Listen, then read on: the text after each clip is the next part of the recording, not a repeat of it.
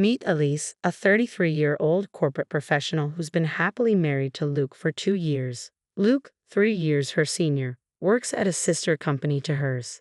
Since the beginning, they've been residing with his parents in a two-family home arrangement. Luke, the younger of 2 brothers, has an elder sibling named Cody, who's 6 years his senior. Before Elise and Luke tied the knot, it seemed like Cody and his parents were the primary occupants of the household. However, Cody's wife, Krist, known for her talkative nature and competitive spirit, often found herself at odds with her equally strong-willed mother-in-law. Eventually, Cody and his father had enough of the family disputes and decided to move out. Despite living alone since he started working, Luke and Elise never seriously considered the idea of residing separately from his parents. So, when Luke's mom suddenly declared that they would be moving in after marriage, it caught both Elise and Luke off guard. Elise had assumed they would continue living in her current apartment until they decided to start a family, as it was convenient for her commute. However, it seemed that living together was inevitable in their family's eyes. Although the idea initially unsettled them, they realized that the commute wouldn't differ much whether they stayed at Luke's apartment or his parents' house. Besides, the ancestral home, crafted by Luke's grandfather, boasted both a main house and a guest house, promising ample privacy. Reluctantly, they agreed to move in. However, Elise soon found herself regretting the decision. Luke's mother, in her mid-60s, began complaining about back pain and dizziness, leaving all household chores from cleaning to laundry and shopping squarely on Elise's shoulders.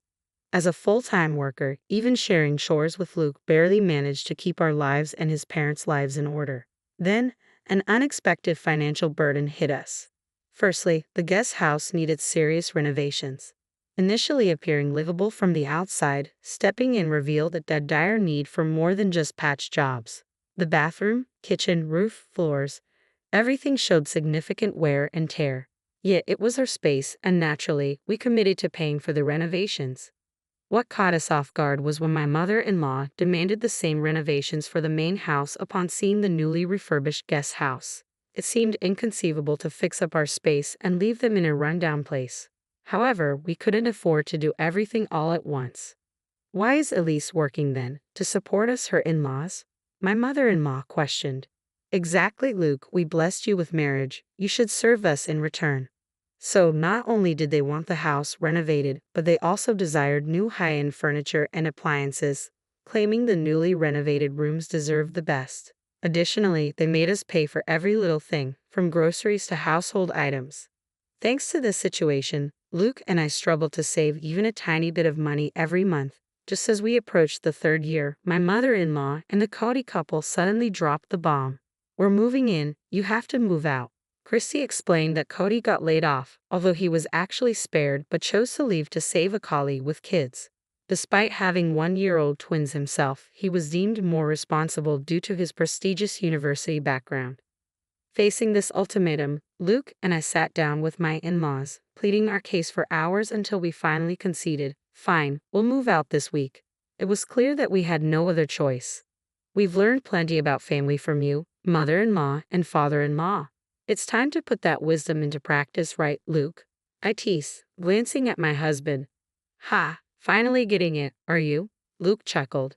Yeah, just like Elise said, we're happy to do it. Great, case closed, he affirmed. With that, Luke and I turned our backs on our chuckling in-laws and headed for the guest house. 2 weeks later, we had movers arranged and relocated with no time to spare.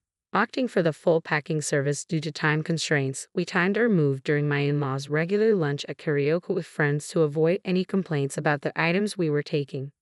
We wrapped up all the formalities in 3 days, utilizing our paid leaves and starting our new life. However, one day, I received a call from the front desk at work, informing me that someone claiming to be family was there to see me. I had a feeling she'd show up soon, but I didn't expect her to barge in on me instead of Luke. Quickly texting Luke about the situation, I braced myself for the inconvenience. Luke's response came swiftly, suggesting that we ask Maya to step out for a meeting to avoid causing trouble at the office.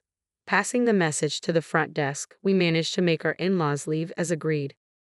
That night, as Luke and I pulled into the parking lot of our in-laws' compound, they, along with Cody and his spouse, rushed out of the main house and guest house to greet us. Upon closer inspection, I noticed that both my in-laws had a baby strapped to their backs, probably Cody's twins. As I locked the car, Cody's voice boomed angrily. Hey, how dare you show up here in my parents' cars? Luke remained composed, retorting, Your parents' cars? Which ones are those? This seemed to infuriate Cody even more. The cars you both drove up in, obviously, he exclaimed. Well, Cody, both these cars were purchased by us. Our names are even on the registration certificates. Would you like to see? Luke interjected, stepping in. I've been annoyed by how our parents drive these cars as if they own them. We let it slide because we live together, but now there's no need to lend them out, right? I added, feeling a surge of irritation. Don't forget Dad-in-law has that old minivan he used for work, Chrissy chimed in, glaring at us. Who cares about that old car? Spat Cody.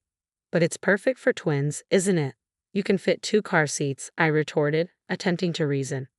Our back and forth made our in-laws uncomfortable. After seeing Cody receive a talking to about the cars, they jumped in. What about the furniture and the appliances? Taking them while we're away. That's stealing, not just from the main house, but also from the guest house, Cody argued. Yes, Cody and I can't live without those, Chrissy added. Why would we have to leave them? Look, I get what you're saying. We're using the guest house anyway. But there's no reason to dip into the main house too, Luke reasoned. Why isn't that stuff we all pitched in for? I asked, trying to understand their logic. Such arrogance. Even so, once you gave it, it's ours, father-in-law fired back. Whoa, hold on. We never gave you anything. We just lent it. There's no memory of us ever saying we're giving it to you, and there's no transfer of ownership on paper, Luke countered, shocking both our in-laws. We were living together, so we lent stuff as a courtesy. Now that we're living separately, why would we keep lending you things? We just took back what's ours. Is that a problem? Luke continued, exchanging smiles with me. Well, we have washing machines and fridges too. You don't need 2 of each, do you? They argued. Exactly, so why not lend it to us again? Wherever you've moved, stuffing everything into a small space will just make it even more cramped, Luke concluded. We exchanged grins, acknowledging our cramped living situation. True, we're pretty packed right now, I admitted. Absolutely, it's a tight fit, Luke agreed. Chrissy began, in that case. But we cut her off. Remember, it's a storage room, so it's supposed to be cramped, I chuckled. Exactly. Until the official contract is done, this is how it has to be, Luke concluded. This left Cody and our in-laws utterly confused. Then Luke dropped a bombshell. Oh, by the way, both of us are moving to Boston next month. Luke smoothly explained that we had both originally been offered positions at the corporate headquarters but had turned them down because we were living with my in-laws.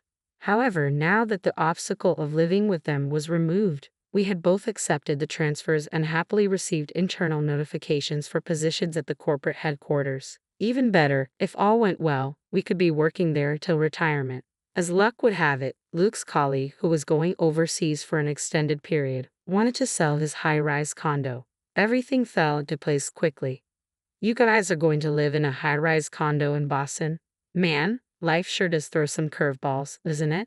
Cody remarked. Totally. If Cody and the gang hadn't told us to move out so they could live here, we wouldn't have stumbled upon this jackpot, I replied. But how could we even afford a high-rise condo? That seems unreal, Chrissy questioned. That's thanks to Alisa's dad. He provided the down payment, Luke revealed. Alisa's dad just gave you the down payment? Cody asked, surprised. Yes, my sister is inheriting the family property, so this is sort of a trade-off. Plus, a previous owner asked if we could hold on to his modern altar until, upon my return to the country, I proposed lowering the asking price, and he agreed, securing a significant discount. However, hearing about the extent of the discount, Christy, who was standing nearby, burst into tears, exclaiming, "That's so unfair. I'd rather have a high-rise condo in Boston than live in Atlanta." Suddenly, the in-laws, who had been quiet all this time, switched gears and started fawning. Well, it looks like Luke really has it together, doesn't he? Like mother, like son. Luke is following in my footsteps, they chimed in. Ignoring their comments, Luke turned to me and said, living in a high-rise in Boston, everyone's going to be so jealous. When are you moving? We must visit. If we're going to Boston, you should come too, I suggested. The idea seemed to intrigue them. However, the mood shifted when Cody and Christy stopped their arguing and snapped at the in-laws. "What are you talking about? Cody's being downsized, so you're going to have to support us. Plus, until I find another job, Christy will have to go back to work early from her parental leave. You'll have to take care of her household chores and the twins," they confronted. As tension mounted, Cody and Christy marched up to the in-laws who were carrying the twins. The babies, sensing the tension, started crying, waking up the entire neighborhood. Noticing the neighbors gathering at a distance from the garage, the in-laws turned beet red. Luke finally intervened, addressing Cody and the others. "Stop just standing there. Exactly, these guys are trying to take advantage of us, your parents." Luke's laughter echoed as he continued, "So, this is like a battle of wits between a raccoon and a fox, huh?" Turning to the bewildered faces around him, he grinned and explained, "If both couples, us and you, don't work, our family finances will collapse next month." Fuming, Christy asked what this meant. I chimed in, "Christy, you thought if Cody lost his job and you moved into the in-laws' rental home, you could just push the utility bills and groceries onto them, right? Well, our income was running this house and you can't count on it anymore." "I've never heard about this, exactly what we're telling you now," I admitted, puzzled. "Oh, and you'll also need to help with the mortgage payments for the house renovation. It's in father-in-law's name," Luke added. "Why is it in his name?" I questioned, catching the in-laws off guard. Luke took over, explaining, "I wanted the loan in my name since I was paying for it, but Dad insisted it would be shameful.